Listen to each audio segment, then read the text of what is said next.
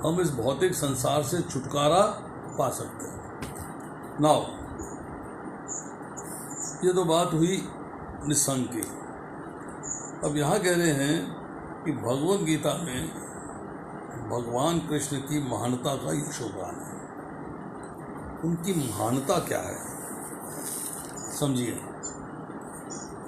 उनकी महानता क्या है। भगवान ने बड़ी सुंदर बात कही है भगवत गीता के 9वें अध्याय के अंदर, मया तद्विदं सर्वं जगत अव्यक्त मूर्तिनः मतस्थानि सर्वभूतानि न चाहं तेषु अवस्थित।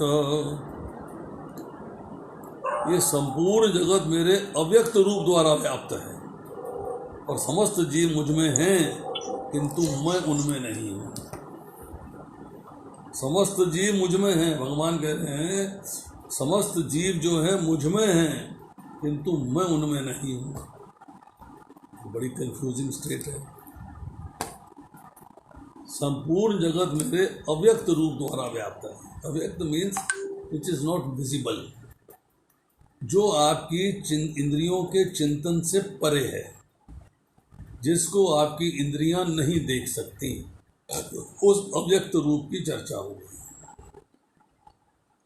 मैं सगुण हूँ, साकार हूँ, परंतु चूंकि मैं आपको दृश्यमान नहीं हूँ, आपको दिखाई नहीं देता हूँ, इसलिए जो है मैं अव्यक्त हूँ।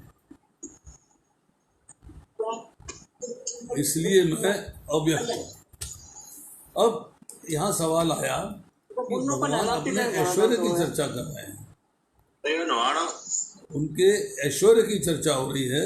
मतस्थानी सर्वभूतानि, क्या कहा है, संपूर्ण प्राणी मेरे में स्थित हैं, मेरे से उत्पन्न होते हैं, मेरे में स्थित रहते हैं और मेरे में ही लीन हो जाते हैं। ठीक है। अब कॉन्ट्राडिक्ट होता है। कॉन्ट्राडिक्ट क्या है कि मैं संपूर्ण जगत में स्थित हूँ पर मैं उनमें स्थित नहीं। मैं संपूर्ण जगत में स्थित हूँ परंतु मैं उनमें स्थित नहीं हूँ। क्यों? क्या आंसर है इसका? इसमें क्या है कि अगर भगवान सब में स्थित होते हैं, लिप्त अलिप्त नहीं, अभी हम निसंग की चर्चा कर रहे हैं, अगर लिप्त होते हैं भगवान सब के साथ, तो जब जीव जब शरीर का नाश होता है तो भगवान का भी नाश हो जाना चाहिए, जो हो नहीं सकता। इसलिए वो निसंग हैं, इसलिए वो अलिप्त हैं। अर्थात भगवान का भी नाश होता तो हमारे सब में परिवर्तन आने से भगवान में भी परिवर्तन होता, जो कि पॉसिबल नहीं है। इसलिए भगवान निर्लिप्त निर्विकार रूप से अपने में ही स्थित हैं। ये भगवान की ग्रेटनेस है, ये ग्रेटनेस है, ये महानता है, ये भगवान की महानता है। फिर अगले श्लोक में कहा गया है न च मतस्थानि भूतानि, मतलब संपूर्ण प्राणी मेरे में स्थित हैं। अर्थात वे प्राणी जो मेरे में स्थित नहीं और जो प्राणी मेरे में स्थित हैं, भगवान कह रहे हैं संपूर्ण प्राणी मेरे में स्थित है। इसका मतलब है कि मैं तो निर्विकार हूँ, तो प्राणी मेरे में स्थित हैं तो प्राणी भी निर्विकार हो जाने चाहिए, उनमें भी ज्यों के त्यों रहने चाहिए। मेरी उत्पत्ति तथा विनाश नहीं होता और प्राणियों की उत्पत्ति और विनाश होता है। मतलब प्रलय आने पे वो भगवान में प्रवेश कर जाते हैं, आत्मा स्वरूप में, शरीर समाप्त हो जाते हैं। तो इसलिए जो है भगवान ने अपनी महानता, अपनी ग्रेटनेस जो है उसको डिस्क्राइब किया है कि संसार में भगवान होते अर्थात लिप्त होते तो संसार के मिटने से भगवान भी मिट जाते। तो संसार में भगवान नहीं है परंतु अपने आप में स्थित हैं।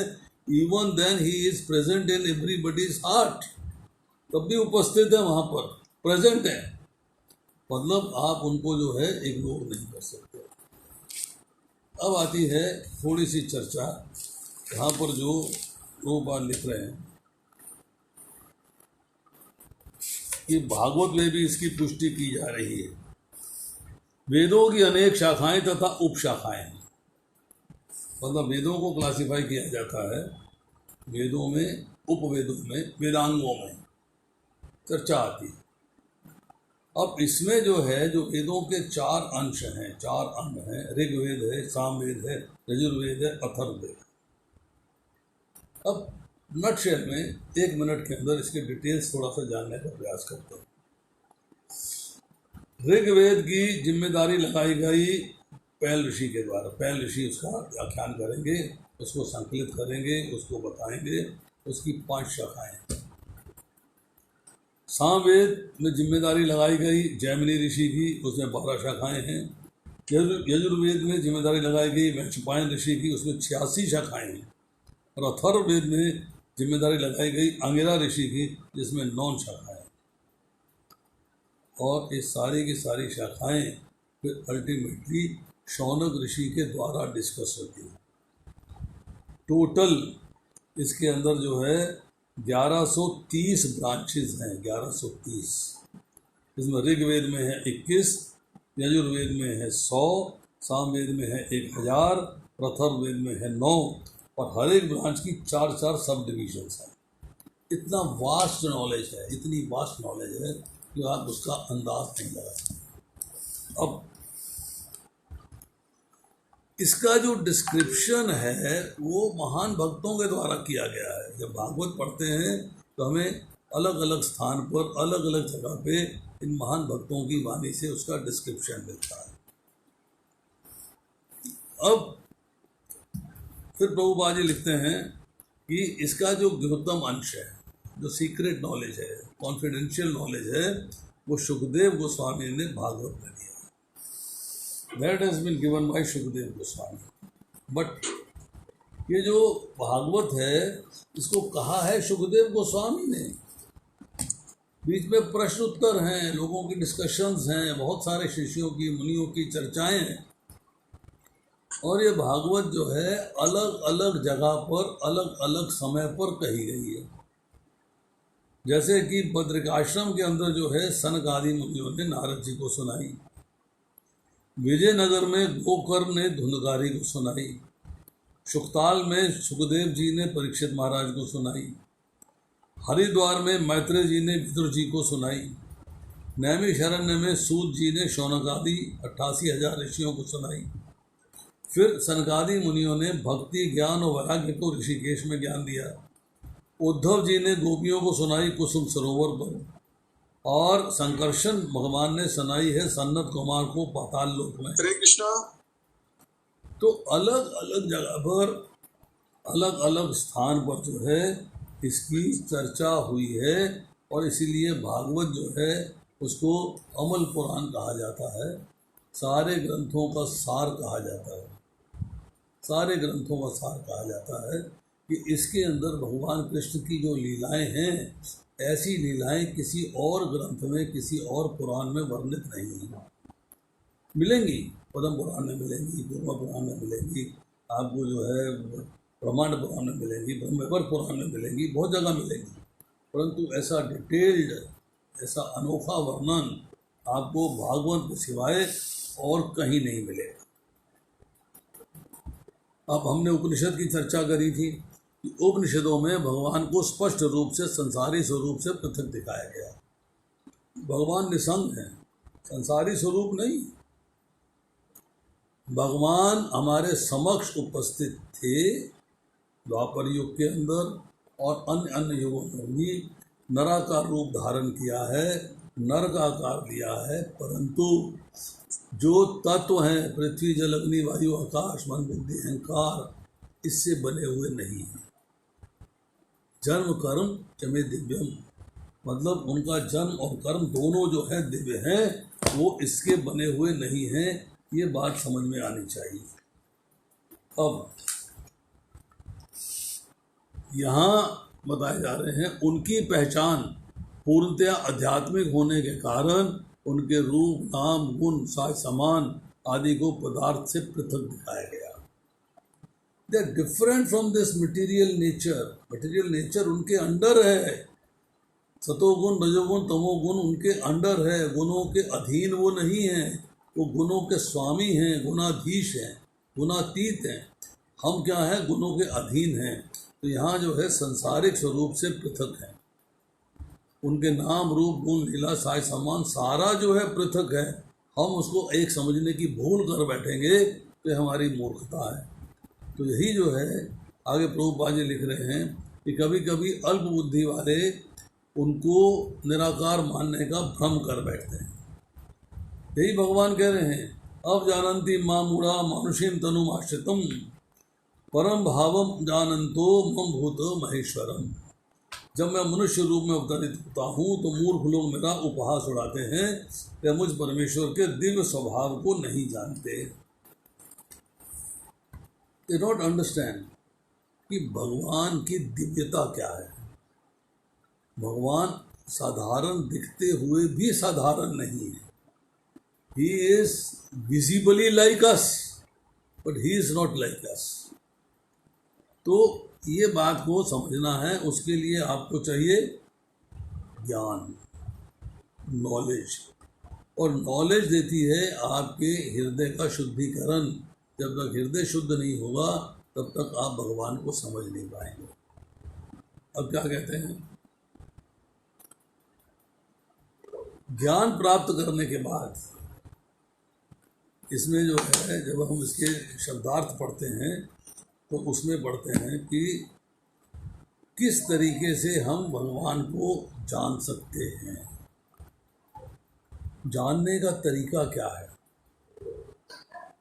जानने का तरीका सिर्फ एक ही है,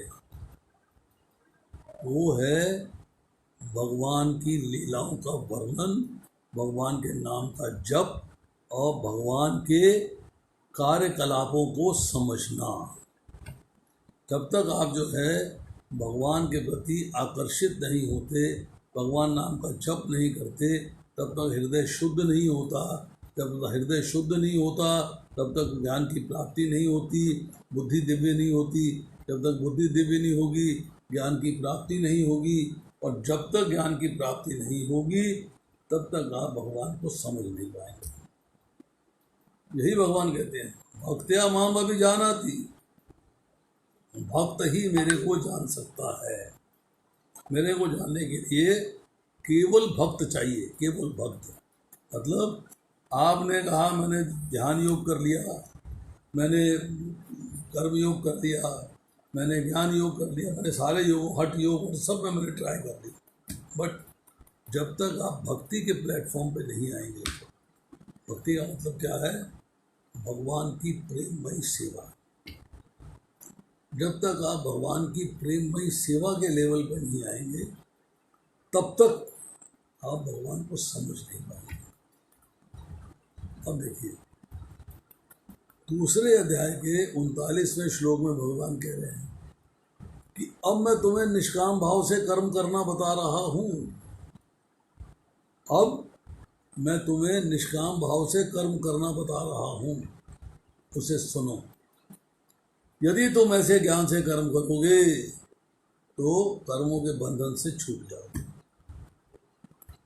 मीन्स भगवान के धाम जाने का रास्ता मिलेगा ओनली व्हेन आप मेरे आदेश के अनुसार कार्य करोगे। और भगवान कह रहे हैं मैं तुम्हें निष्काम भाव से कर्म करना बता रहा हूँ।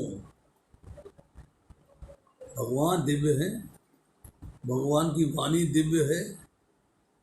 हमारी बुद्धि माया की बनी हुई है, जो दिव्य नहीं है, ट्रांसेंडेंटल नहीं है।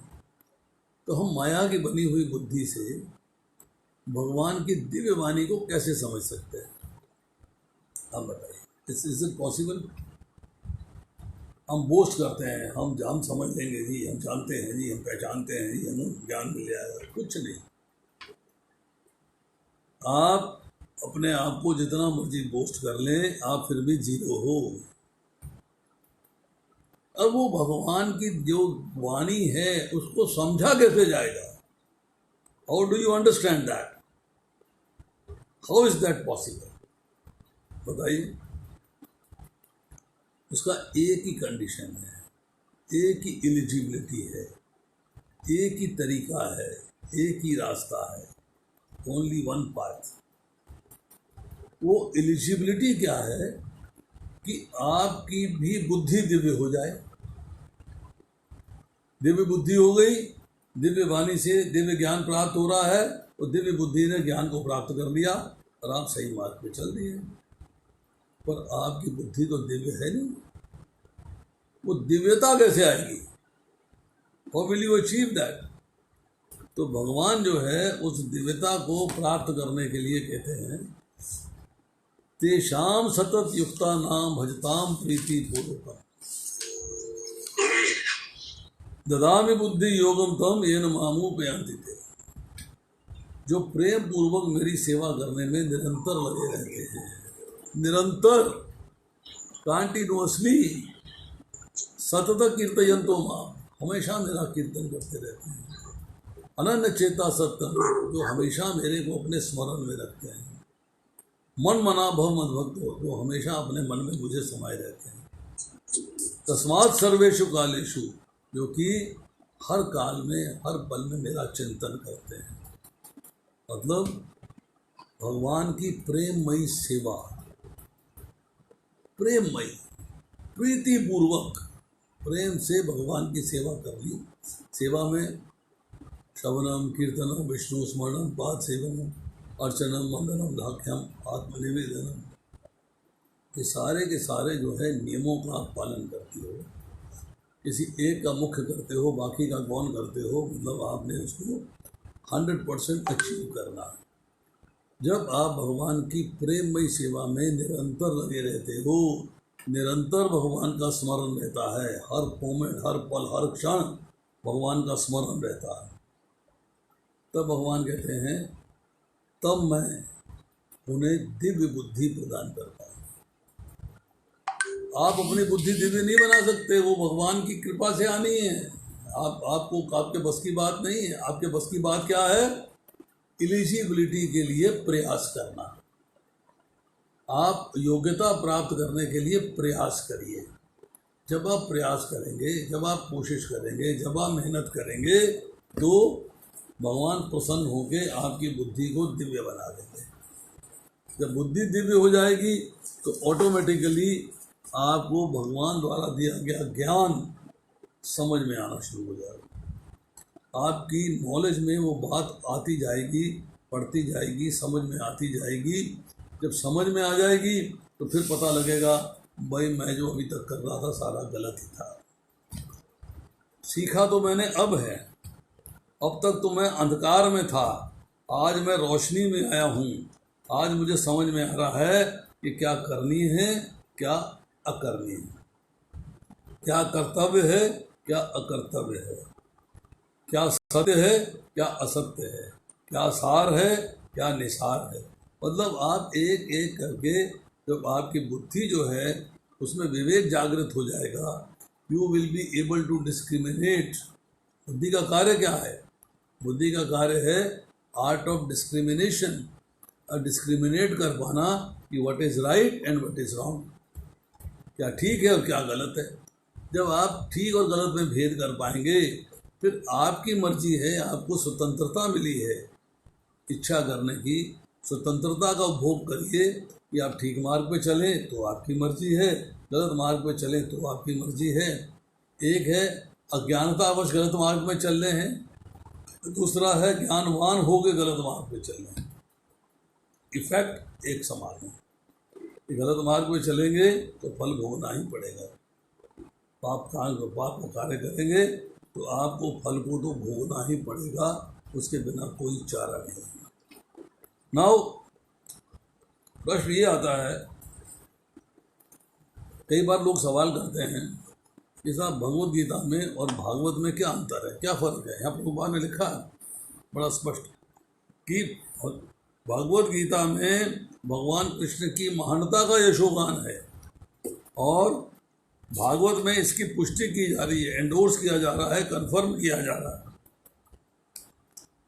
अब नटशेल में शॉर्ट में समझिएगा कि भागवत में और भगवद गीता में क्या अंतर है, what is the difference. Arjun के बहुत प्रश्न थे, बहुत।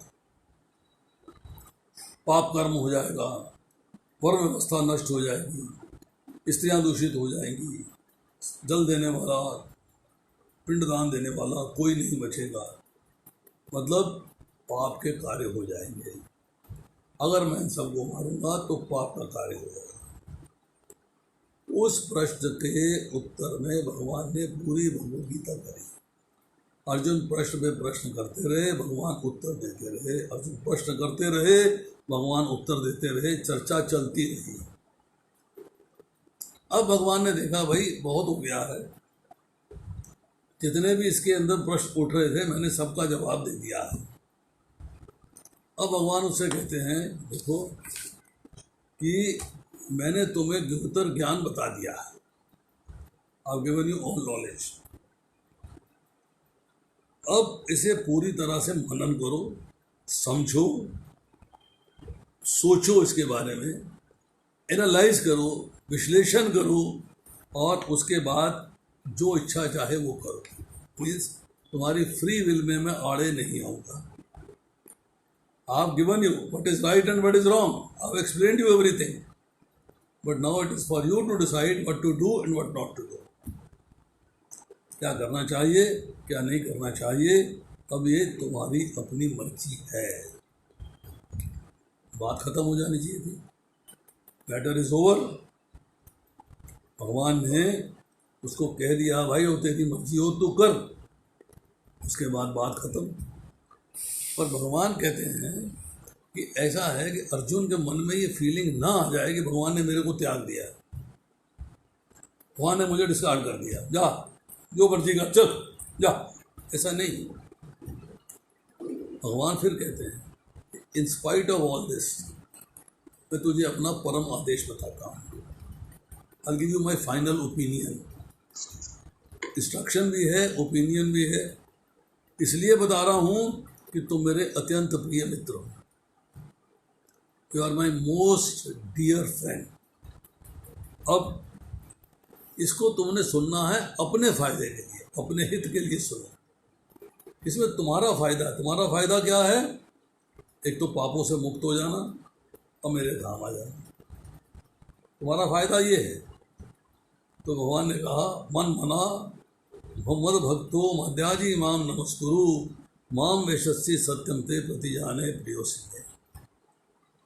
सदैव मेरा चिंतन करो, मेरे भक्त बनो, मेरी पूजा करो, मुझे नमस्कार करो।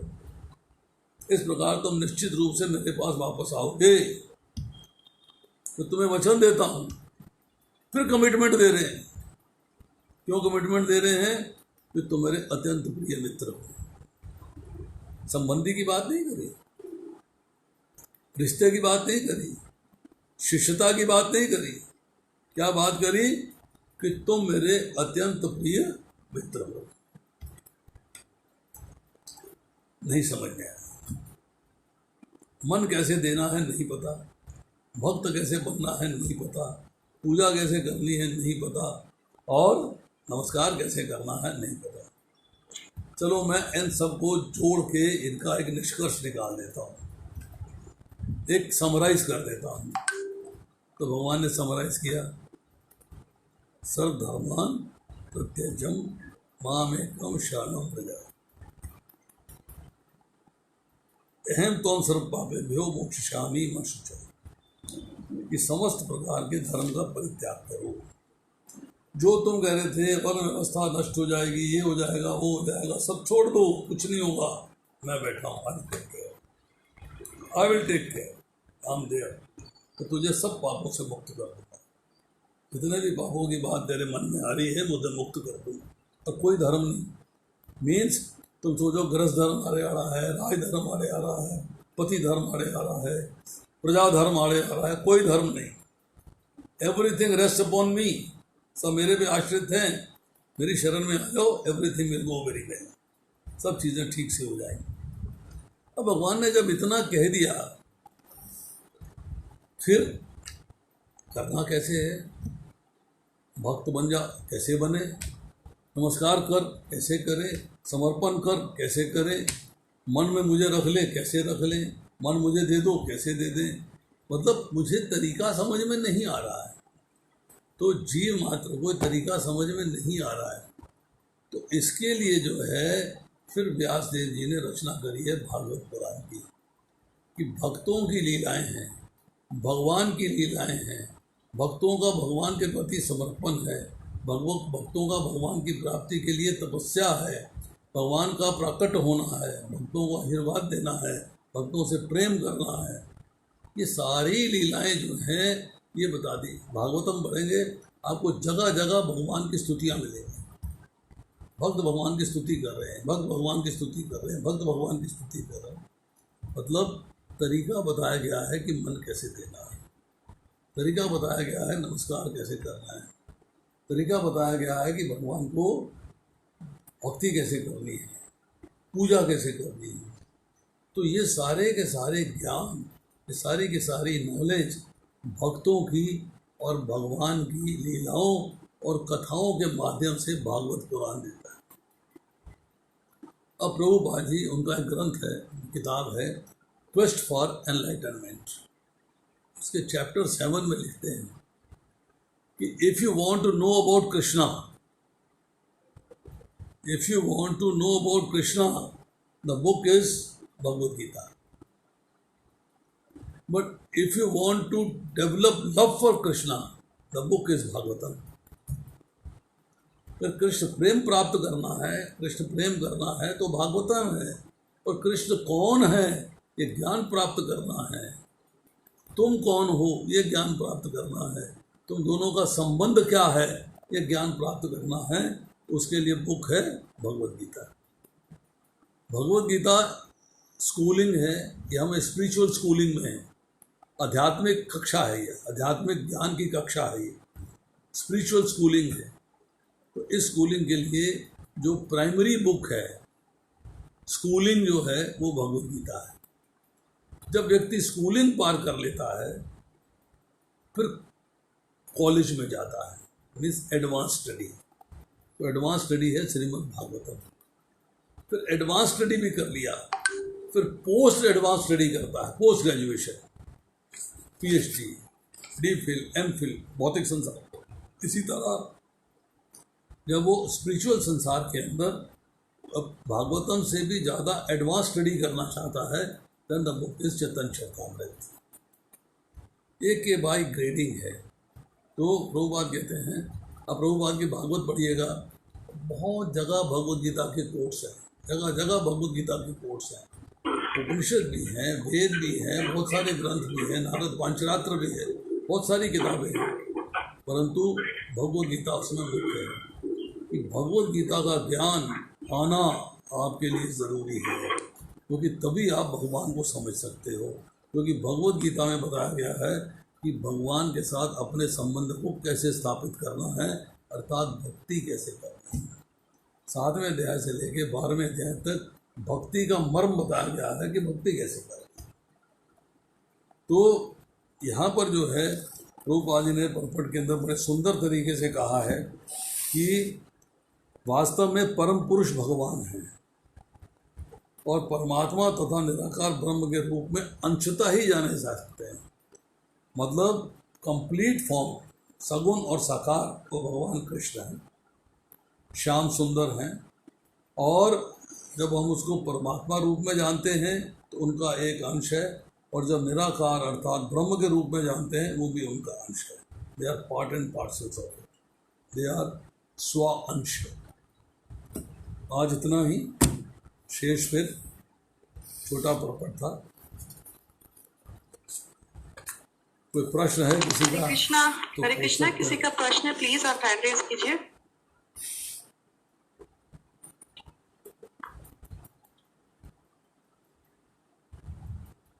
किसी का कोई प्रश्न है? कोई हैंड रेज? हरे कृष्णा प्रभु जी, दोनों प्रणाम। दंडवत प्रणाम प्रभु, कहिए। बहुत अच्छी तरह से प्रभु जी आपका क्लास होता है, बहुत अच्छी तरह से आप समझाते हैं और सारी बातें समझ में आती है। और जैसा कि आपने बताया कि उत्तम ज्ञान दिए भगवान अर्जुन को, मनमना भाव मदा जी मौन मस्कु उसमें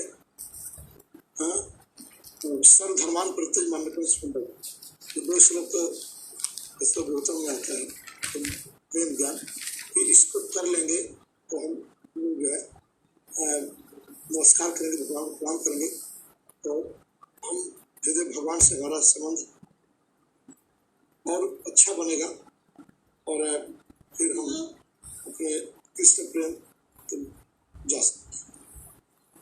और सभी रास्तों को छोड़ के भी धर्मों को त्याग करके भगवान को समझ लेते हैं। सब बातें बहुत अच्छा होगा। प्रभु जी एक मतलब जैसे भगवान को हम हमेशा कैसे फील कर सकते हैं? जैसे कि कभी कभी तो ये होता है, जैसे कभी दुख आता है तो या कुछ तो याद करते हैं, और हमेशा कंटिन्यू भगवान का चिंतन कैसे करें? तो मैं कई बार बता चुका हूँ आपको, हम भूल जाते हैं। आप जो है भगवान का कंटिन्यूअस चिंतन कैसे करें, आप उसको समझने का प्रयास करिए कि भगवान जब आपके मन में बस गए। मेरे से किसी ने एक प्रश्न किया था, मैं साहिबाबाद में लेक्चर दे रहा था, उत्तर हैं इसके कई सारे उत्तर हैं, डिटेल में बताऊंगा आपको। मैं साहिबाबाद में लेक्चर दे रहा था, आज से कोई 4-5 साल पुरानी बात है। तो किसी व्यक्ति जो कि मंदिर में पहली बार आया था और पहली बारी क्लास में बैठा था, बड़ा बाबू साहिब बना ठाना हुआ, एकदम गर्म सूट पहने हुए, टाई वाई लगाए हुए, उसने बड़ा विद्वतापूर्ण सवाल कर दिया। कहने लगा, आप कह रहे हैं भगवान हृदय में विराजमान है, हम भी समझते हैं भगवान हृदय में विराजमान है। जब भगवान हृदय में है तो मंदिर की क्या जरूरत है, भगवान की छवि की क्या जरूरत है, भगवान की फोटो की क्या जरूरत है, भगवान की डीटी की क्या जरूरत है, डीटी के आगे प्रणाम करने की क्या जरूरत है? हृदय में बैठे हैं, देख लिया मेरे पास विराजमान है, मेरी कस्टडी में है, मेरे अंदर मेरी कस्टडी में है, ध्यान दीजिएगा। उन्होंने कैद कर रखा हो। मैंने कहा बहुत बढ़िया, अति उत्तम, क्या चाहते हो? कहते फिर क्या आपने हमारे हृदय में विराजमान है, अपने काम करते रहते हैं, भगवान विराजमान है। मैंने कहा अच्छा, वो आपने विराजमान किए कि अपने आप विराजमान हो गए? कहते कहते हैं लोग विराजमान है, हम भी मान लेते हैं कि विराजमान है। उनका सवाल ये नहीं है, सवाल ये है कि वो स्वयं विराजमान है कि आपने विराजमान किया है उनको। हृदय में विराजमान है, आपने बिठाया क्या? बोले नहीं। हमने कहा फिर? कहते लोग कहते हैं विराजमान है तो हम भी कहते हैं विराजमान है, लोग कहते हैं अंतर्यामी है तो हम भी कहते हैं अंतर्यामी है। मैंने कहा अच्छा, सुनी सुनाई बात करते हो? बोला है। मैंने कहा चलो एक बात बताओ, तुम्हारे घर के अंदर कोई परिवार की फोटो है? बोला हाँ जी है, हमारी दीवार पे हमारे बच्चों की फ़ोटो, हमारी पत्नी की फ़ोटो, हमारी फ़ोटो लगी हुई है। मैंने कहा वेरी गुड। अच्छा ये बताओ कि तुम्हारे पर्स में किसकी फ़ोटो है?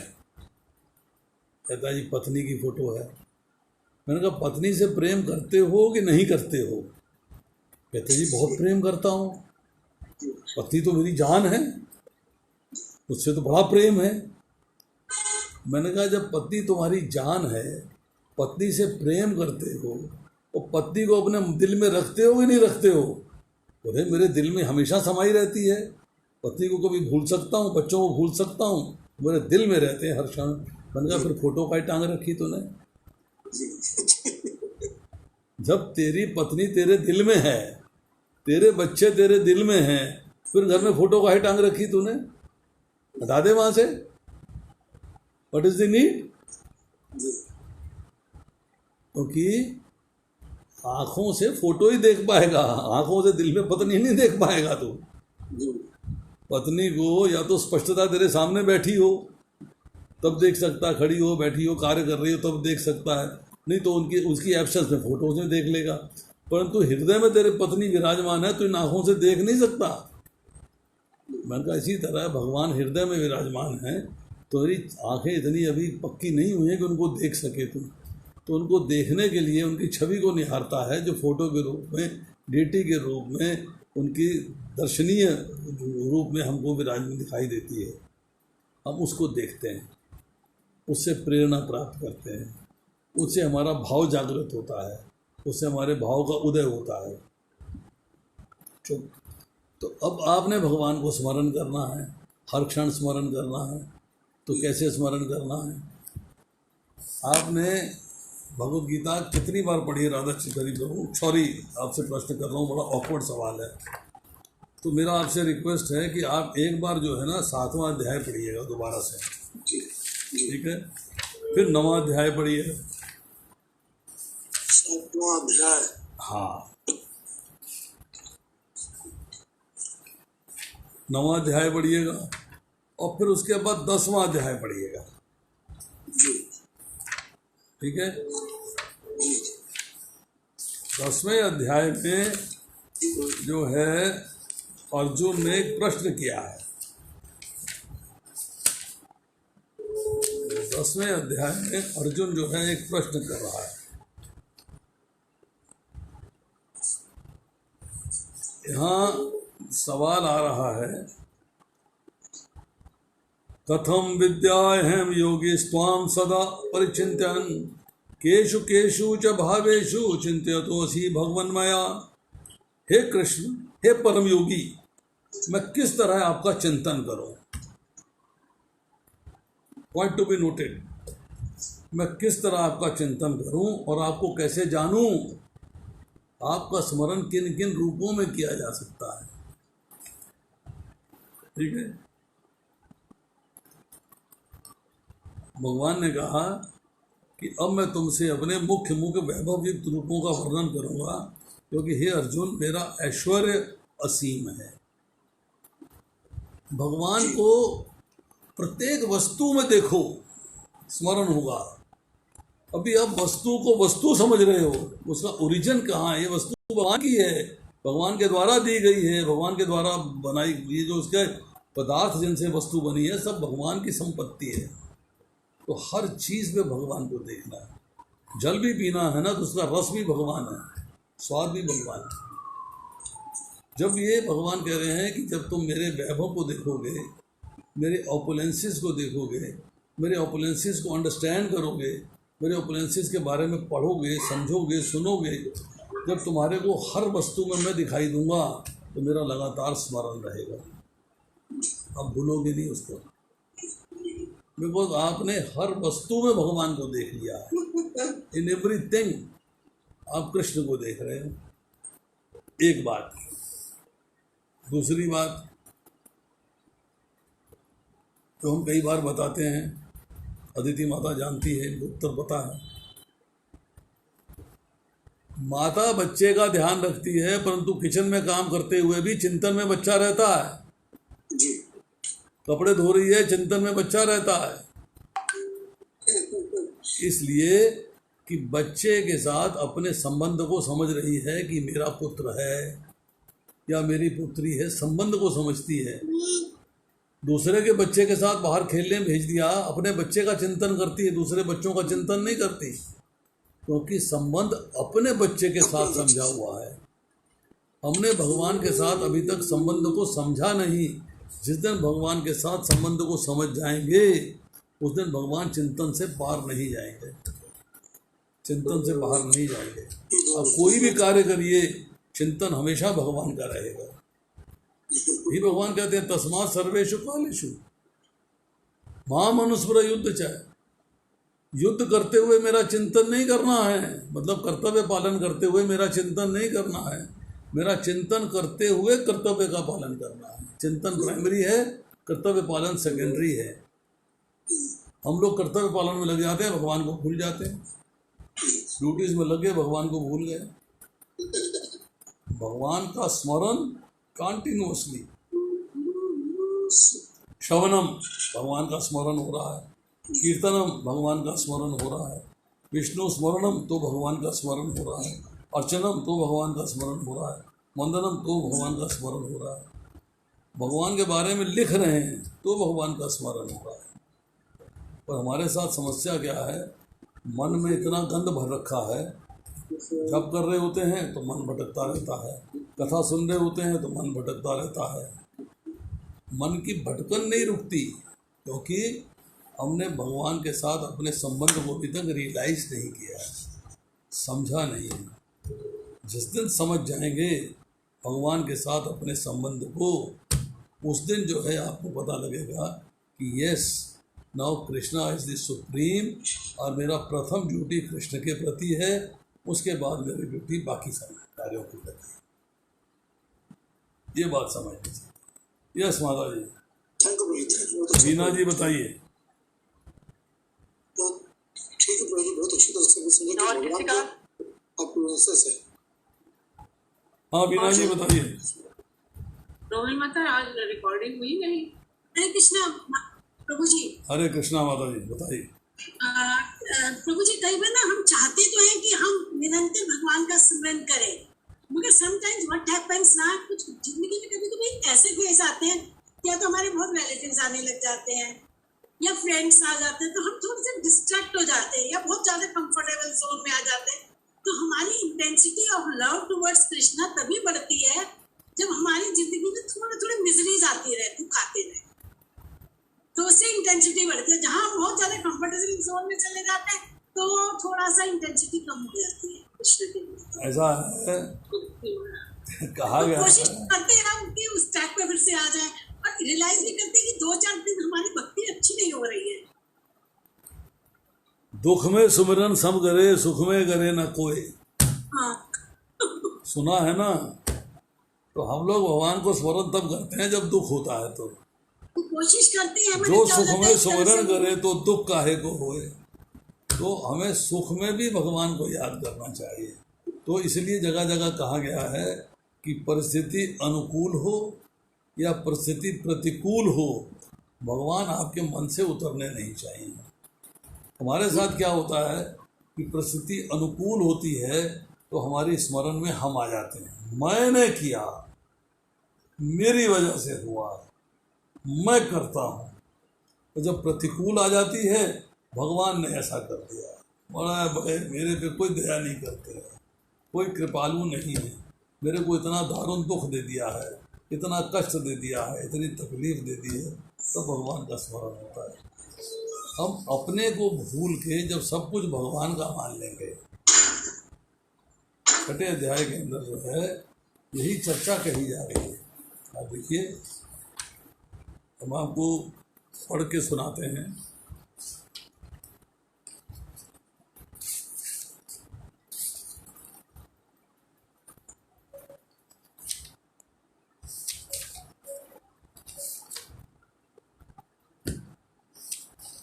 ये चर्चा जो है 5वें अध्याय का 17वां श्लोक है। जब मनुष्य की बुद्धि, मन, श्रद्धा तथा शरण सब कुछ भगवान में स्थिर हो जाता है, तभी वह पूर्ण ज्ञान द्वारा समस्त कल्मश से शुद्ध होता है और मुक्ति के पथ पर अग्रसर होता है। अब देखिए, मैंने सोचा कि मैं मन भगवान को दूंगा। मन भगवान को देने की बात करी, बुद्धि तो नहीं दी, बुद्धि तो नहीं दी, अहंकार छोड़ा नहीं। जब मैंने ये सोच लिया नमस्कारो नमस्कुरु, नमस्कार कैसे करना है, नमस्कार का मतलब ये है कि अपने को भगवान के प्रति समर्पित कैसे करना है। जब आप दंडवत करते हो तो आपका पूरा शरीर जो है धरती पे लेटा हुआ है। अब आपने अपने आप को भगवान को समर्पित कर दिया है, उसमें आपका पूर्ण शरीर आ गया, पूर्ण शरीर। तो पूर्ण शरीर में अहंकार भी छोड़ना है, बुद्धि भी, मन भी, इंद्रियां भी, मतलब शरीर कर्म की इंद्रियां, ज्ञान की इंद्रियां और आपके उनके विषय, उसके बाद आपकी बुद्धि, आपका मन, आपका अहंकार, आपके शरीर समेत भगवान को समर्पित कर दिया आपने। जब वो स्थिति आ जाएगी तो ना तो बुद्धि अपनी रही, ना मन अपना रहा, ना शरीर अपना रहा, ना अहंकार अपना रहा। पालसी को खत्म हो गई, अब ट्रू हुई हुआ है। तब आप जो है सफल होंगे, तब मुक्ति के पथ पे अग्रसर होंगे, तब हम जो है प्रोग्रेस टू कृष्णा कॉन्शियसनेस में स्टेप रखेंगे। अभी तक हमने रखा नहीं है, वैसे ही गुजारा किए जा रहे हैं, बस टाइम पास हो रहा है।